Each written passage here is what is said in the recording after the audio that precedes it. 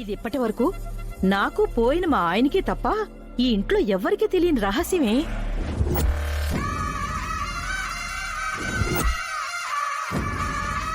అదేంటో చెప్పండి బామ్మగారు. నువ్వు చరణ్ని తొందరగా పెళ్లి చేసుకుని పిల్లల్ని కనవే. పిల్లలా? అవునే, నువ్వు గాని తొందరగా పిల్లోన్నా కన్నావనుకో వాళ్లే మొదటి వారసులవుతారు కదా. అలా పుట్టిన మొదటి వారసుడికి 100 కోట్ల ఆస్తొస్తుంది.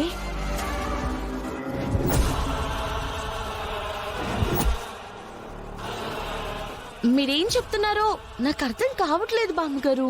ఓ సిప్పిచ్చి మొహమా, మా ఆయనున్నాడు కదా. పోయారన్నారు కదా. ఆయన ఏం చేశాడంటే ఈ ఆస్తిలో 100 కోట్ల ప్రాపర్టీని మొదట పుట్టి మునిమనోడికే చెందాలని వీల్నామా రాశారే. నా కొడుక్కు గాని నా మనవళ్ళకి గాని ముఖ్యంగా నా కోడలకు గాని ఎవ్వరికీ తెలీదు. బామ్మగారు, చంటికి అక్షతకి పెళ్ళైపోయింది కదా. పొరపాటున వాళ్ళిద్దరూ కలిసి ముందు వాళ్ళకి పిల్లలు పుడితే?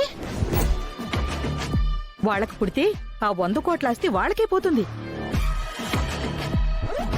అందుకే చెప్తున్నాను, నాకు వాళ్ళకివ్వడం అస్సలిష్టం లేదు.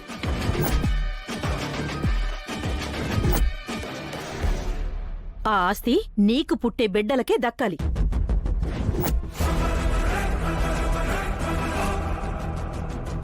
అందుకే తొందరగా నా మనవడితో తాళి కట్టించుకుని హడావుడిగా అయినా సరే పిల్లలు కనీవే. సరే బామ్మగారు, ఇప్పుడు మీరు చెప్తున్నారు కదా, తాతగారి కోరిక తీర్చడం కోసమైనా నేను ఆయన్ని తొందరగా పెళ్లి చేసుకుని పిల్లల్ని కనేస్తాను. ఆ 100 కోట్ల ఆస్తిని నేనే తీసుకుంటాను.